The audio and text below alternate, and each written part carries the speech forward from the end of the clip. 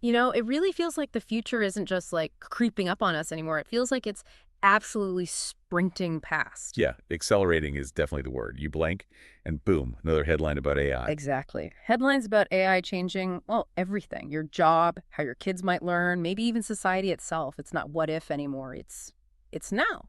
It is happening incredibly fast, Hmm. which makes this deep dive feel pretty essential right now Mhm. because AI is genuinely starting to reshape almost every corner of our lives. Yeah. Work, skills, even how governments are scrambling to react. And that's precisely what we're getting into today. We've got this stack of resources, you shared articles, some deep research analysis, all trying to make sense of this huge transformation. And importantly, what it actually means to be, future-proofed in the middle of all this churn. That's the plan. Take all that information, all those studies compiled by our dedicated research team, and really pull out the core insights. Find those surprising numbers, connect the dots for you. Yeah, try and paint a clear picture of this new landscape AI is building around us. Because it's definitely complex. The findings show this incredible potential, right? Yeah. For innovation, Mm. getting more done, abundance even, There's always a but. but also packed with some pretty significant challenges, real anxieties too, things we really need to get our heads around. It's just a lot is happening very quickly. Okay, so let's dive in. Where does this hit most people first?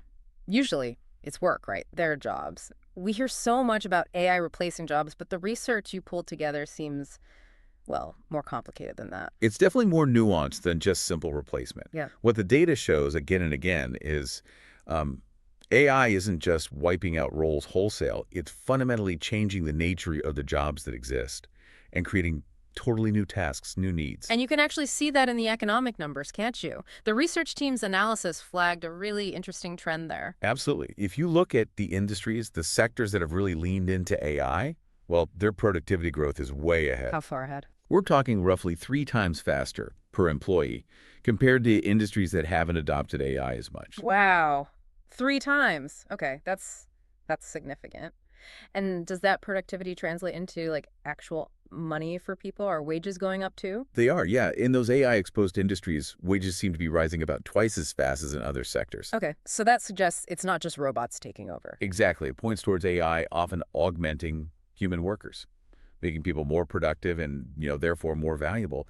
It's humans using these powerful tools to do more or do things differently. Now, this is where, for me, the research got really fascinating. It's not just about being in the right industry, it's about having the right skills yourself. The value of actual AI skills is just exploding. That's probably one of the most startling findings. The market is putting this huge premium on people who can actually use and understand AI tools effectively. So huge. Jobs that specifically require AI skills. They're commanding, on average, a 56% wage premium right now. 56%. Just wow. That number alone tells a huge story, doesn't it? It's not a minor adjustment. It feels like a fundamental great revaluation of skills happening right now. That's a good way to put it. The market is shouting that knowing how to work with AI is incredibly valuable. And it's not just like coding jobs or data science roles, is it? No, not at all. This premium is popping up across loads of different sectors. Think about applying AI in marketing or law or healthcare design. It's that application skill that's being, well, repriced so dramatically. Okay, but if skills are being revalued that fast, that must cause some serious disruption, right? The research mentioned something about the pace of skills changing within jobs. Yeah, that's the other side of the coin. Really? The specific skills needed for a particular job are changing much faster now. The number was 66% faster in AI-exposed roles compared to others. 66% faster, that kind of speed, it's incredibly hard for people or even training programs to keep up. It puts enormous pressure on everyone in the workforce. And when you combine that with AI getting better at, routine thinking tasks, well, the research flags a real worry about those traditional starting points in white-collar careers. You mean like the broken ladder idea, those first jobs where you learn the basics, doing stuff that maybe AI can now handle more efficiently? Precisely. Those entry-level roles, the ones graduates or people changing careers often rely on to get a foot in the door. They might be becoming more vulnerable. Did the sources have examples? Yeah, there was one highlighted about a digital media company. They made significant cuts, and they were pretty upfront about investing heavily in AI to streamline things. Those were exactly the kinds of roles that could be squeezed. Right. So that first step onto the career ladder, it could be getting harder to find for a lot of people. That's a big structural issue. It is. So if you're listening, think about your own career, maybe your kids' future paths. How does this speed of skill change and this potential squeeze at the entry level, how does that change your planning or the advice you might give? It's a really important question for everyone to think about. But it's crucial not to just focus on the negative, on the replacement idea. Okay. The research really hammers home that for many, many jobs, the future is augmentation, collaboration, humans working with AI. That seems to be the most likely path forward for a lot of roles. The hybrid workforce idea. Exactly. And in that kind of setup, the things that make us human, you know, creativity, empathy, critical judgment, complex problem solving, ethical thinking, they don't fade away. They become more important. Arguably, yes. They become even more essential. They provide the direction, the context, the common sense. The stuff AI, at least for now, really lacks. It's the human layer guiding the tool. Which leads us nicely into the next big area, doesn't it? If work's changing this dramatically, what about the systems meant to prepare us for work, our education systems? How are they coping? Right. Schools, universities, Yeah. how are they adapting? The sources suggest they're definitely trying to figure it out, exploring AI, but they're facing some big hurdles too. Well, it seems authorities and institutions are at least acknowledging the shift. They know they need to integrate AI, right? Both as a tool for teaching and as a subject to teach. Definitely. And one really interesting potential benefit that came up in the research is using AI to cut down on teacher admin. Oh, that would be huge. Anyone who knows a teacher knows how much time that eats up. It's enormous. And the sources pointed to real-world examples like a pilot program down in Peru. Teachers there are using AI co-pilots. Co-pilots, what do they do? They help generate tailored lesson plans, activities, things like that, really quickly, in seconds, apparently. Yeah. So it's not just theory. It shows how AI could free up teachers to actually spend more time teaching, connecting with students. That Peru example is great, shows AI as an assistant, helping personalize learning, even where resources might be tight. But schools also need to change what they teach, don't they? Absolutely. Universities are waking up to the fact that AI fluency isn't just for the tech geeks anymore. Right, it's for everyone. Exactly. Everyone needs a basic understanding of how to work with these tools, whatever their field. It's less about just memorizing facts and more about developing those meta skills. Like critical thinking, collaborating, Yeah. knowing how to learn. Precisely.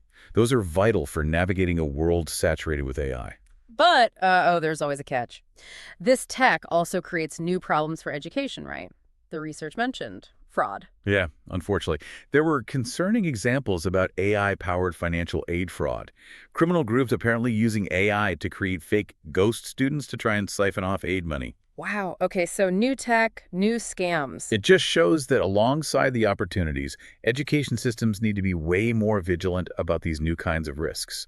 New security measures, new ways of verifying things. Okay, let's pause here for a second. If you're finding this deep dive insightful and you're watching on YouTube, could you do us a quick favor?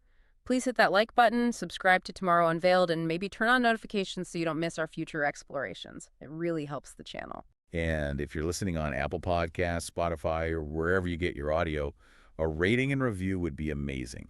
It genuinely helps other curious people find the show. Thanks so much for considering that. Now, where were we? Ah, yes, the implications for learning. Right. So connecting this back to you, the listener. Skills are changing fast. Education is trying to adapt. What does this mean for your own learning? It feels like the message from the sources is pretty clear. Lifelong learning isn't just nice to have anymore. It's basically essential. And specifically for knowledge workers, the term that kept coming up was the need to become an AI navigator. An AI navigator, what does that mean in practice? It means getting really good at interacting with AI, knowing how to write effective prompts to get what you need, being able to critically assess the AI's output because it's not always right, Definitely not always right. and then skillfully blending that AI-generated stuff with your own human knowledge, your judgment, your experience. That combination, that's the key skill emerging. Okay, so that's individuals' education. What about the bigger picture? Governments, policymakers, are they starting to grapple with these huge shifts in jobs and skills, or are they just sort of watching it happen? They're starting to engage, definitely, but the challenge is immense, right? Keeping policy up to speed with technology that moves this fast, it's tough. Policy usually lags behind. But there are some concrete steps being taken. The research mentioned that new law in New York State. Yes, that's quite notable. It basically requires employers doing mass layoffs to disclose if AI or automation was a direct cause. Why is that so important? Seems like just a reporting rule. Well, it's about getting the data. You can't really craft smart policies or safety nets if you don't actually know what's happening on the ground. How big is the AI impact, really? Yeah. This law is a first step towards getting that basic visibility. Makes sense. You need to measure the problem first. And all this potential disruption. It's pushing that whole universal basic income idea back into the spotlight, isn't it? It really is. UBI is being discussed much more seriously now. The argument, at least as presented in some of the material we looked at, is essentially if AI automation really takes off and messes up traditional job paths for a lot of people, maybe a basic income becomes a necessary floor, Yeah. a societal safety net to give people breathing room while they adapt, retrain, find new roles. And some people are framing it differently too, right? Not just as welfare, but as like a citizen's dividend. Yeah, that's a fascinating concept. The idea is that these powerful AI models are trained on vast amounts of data generated by all of us, by society collectively. So maybe everyone deserves a small share of the wealth created from that collective input. It certainly challenges how we normally think about who owns what and who benefits from innovation. It does. And adding another layer of complexity, the sources also noted how different parts of the world, the US, the EU, China, others are taking quite different paths when it comes to regulating AI, investing in it, setting ethical guidelines. So we might end up with different sort of AI zones, different regulatory blocks with their own rules and norms. That seems like a distinct possibility. Which then brings up a big question for all of us, wherever we live. As society goes through this massive AI-driven shift, what kind of safety nets, what kind of policies, what kind of support systems do we need to be thinking about now to help people navigate the transition smoothly? Yeah, it definitely feels like something that needs proactive discussion and planning, not just waiting to react when things go wrong. It involves everyone. So moving beyond policy, let's look at how actual industries are trying to adapt. The research gave some interesting snapshots. Yeah, it's not just the big tech firms, is it? It's established companies trying to figure this out. You mentioned Mattel earlier, the toy company. Yeah, it's a good example of a traditional industry trying to stay relevant. They're reportedly looking at partnerships, using AI perhaps to brainstorm new toy ideas, Right. develop games, basically trying to innovate using these new tools in a market that's changing fast because of tech. And then you have sectors like finance and healthcare where AI is embedding itself really deeply, really quickly. Absolutely. Automating analysis, helping with diagnostics, predicting trends, the potential applications are enormous. But again, with the research also threw some cold water on the hype, didn't it? In terms of actual implementation. It did provide a bit of a reality check. Get this. While something like 92% of companies say they plan to significantly increase their AI investments soon. Okay, almost everyone. Yeah, huge buy-in. But only about 1% feel they are currently mature in how they're actually deploying and using AI effectively. 1%. That's a massive gap between intention and reality. What's holding them back? Why the disconnect? Well, one major hurdle that came up repeatedly is data, specifically getting good, clean, structured data from the physical world. Ah, right. Not just clicks and text online. Exactly. Think about a factory floor, a hospital ward, a warehouse. Getting useful data from those messy physical environments to train AI models. It's way harder than just using digital data. That sort of physical to digital bridge for data is proving a real bottleneck for AI adoption in many important sectors. That makes a lot of sense. And then sort of underpinning all the tech and the economics, there are these really crucial issues of ethics and trust. The sources really stressed this point. Yeah. For AI to be adopted successfully and beneficially, people need to trust it. And right now, there seems to be a bit of a trust deficit. What do you mean by that? Well, the research highlighted this gap where, say, executives might claim they trust their employees to use AI ethically, Okay. but then their actions may be restricting access to powerful tools or not providing proper training on ethical use suggests they don't fully trust them yet. Ah, so a mismatch between words and actions. And that lack of trust, that hesitation, it could actually slow things down, prevent the very benefits AI could offer. Exactly. If people don't understand a tool or they don't trust it or they're afraid of using it wrong, they just won't use it effectively. Right. It becomes a barrier to actually deploying AI in helpful, ethical ways. Okay, so let's try and pull these threads together. We've talked about rapid skill changes, the shaky entry-level ladder, education challenges, policy trying to catch up, tricky implementation, trust issues. Synthesizing all that from the research, what are the biggest overarching challenges we really need to keep an eye on? Several really big ones stand out.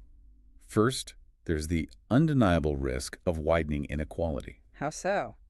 both within countries, creating a gap between the AI haves and have-nots based on skills and access, and also globally, between nations that can develop and deploy AI effectively and those that can't keep up. Right, the digital divide on steroids. What else? Then there's this frantic reskilling race. Yeah. It feels almost unwinnable at the current speed.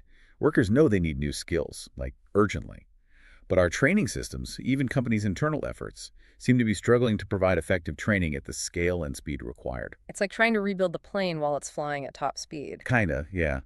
And another major concern is the concentration of power. in the tech companies. Primarily, yes. A fairly small number of large tech companies control a lot of the key AI infrastructure, the foundational models, the talent pool. That raises big questions about market dominance, about competition, about who really gets to set the rules for how this powerful technology evolves. Okay, inequality, the reskilling race, concentrated power. And all of this seems to feed into this idea mentioned in the research, the acceleration dilemma. That's right. It crystallizes the core issue, really. It poses the question, are we simply in a situation now where the sheer pace of technological change, driven by AI, is fundamentally outrunning our human capacity to adapt? Our ability to adapt our social structures, our economies, our schools, our laws, even just our own ways of thinking. Exactly. Is the technology just moving too fast for our systems and for us to keep up effectively? The speed itself is the core problem. That seems to be the central tension weaving through so much of the analysis that our research team compiled.